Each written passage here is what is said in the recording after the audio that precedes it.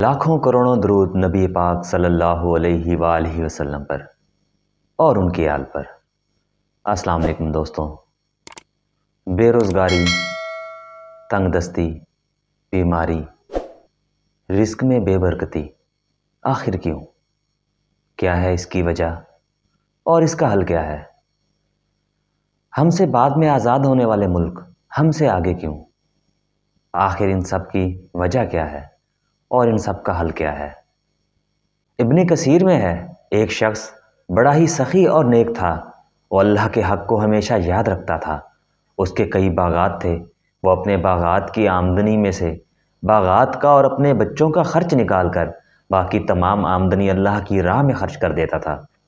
جب وہ فوت ہو گیا تو انہوں نے آپس میں بات کی کہ ہمارا باپ تو بڑا ہی بے وقوف تھا، وہ اتنی زیادہ رقم ان مفت خوروں اور غریبوں کو بلا وجہ ہی دے دیا کرتا تھا، لہٰذا اب ہم ان غریبوں کا حق روکیں اور انہیں کچھ نہ دیا کریں۔ تو انہوں نے آپس میں مشورہ کیا کہ اس بار باغ کی جو آمدنی ہوگی وہ ہم کسی کو نہیں دیں گے، کسی غریب میں نہیں بانٹیں گے، اس طرح ہمارے پاس بہت زیادہ مال جمع ہوگا اور ہم سب مالدار ہو جائیں گے۔ چنانچہ انہوں نے آپس میں مشورہ کر کے یہ طے کر لیا کہ اس بار ہم باغ اور زمین کی آمدنی میں سے غریبوں کو ان کا حق نہ دیں گے اور ہم سب اس مال کو جمع کریں گے اور ہم سب مالدار ہو جائیں گے۔ تو جب باغ کی فصل پک کر تیار ہو گئی تو انہوں نے آپس میں مشورہ کیا کہ ہم راتوں رات اس فصل کو کاٹیں گے تاکہ ہمیں کوئی دیکھ نہ سکے۔ اس طرح اگر ہمیں کسی نے دیکھ لیا تو ہمارے باپ کی روایت کے مطابق بہت سے لوگ وہاں پر آ جائیں گے اور ہمیں کچھ نہ کچھ دینا پڑے گا۔ لہٰذا جب باغ کی فصل تیار ہو گئی تو انہوں نے راتوں رات چپ کے سب کو جگایا اور آپس میں کانا پوسی کرتے ہوئے باغ کی طرف چل دیے۔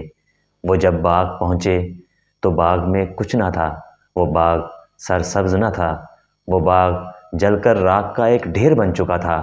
تو انہوں نے دیکھا کہ باغ میں تو کچھ نہیں ہے، تو ان سب نے آپس میں مشورہ کیا کہ شاید ہم راستہ بھول گئے ہیں اور ہم کسی اور باغ میں آ گئے ہیں۔ تو انہوں نے ادھر ادھر دیکھا اور پہچاننے کی کوشش کی، تو انہوں نے پہچانا کہ یہ باغ واقعی ہمارا ہے۔ تو پھر ان سب کو پچھتاوا ہوا اور ان سب کو اس بات کا یقین ہوا کہ یہ سب ہماری بدنیتی کا نتیجہ ہے۔ اگر ہم یہ نیت نہ کرتے کہ غریبوں کو ان کا حق نہ دیں گے تو شاید یہ نہ ہوتا۔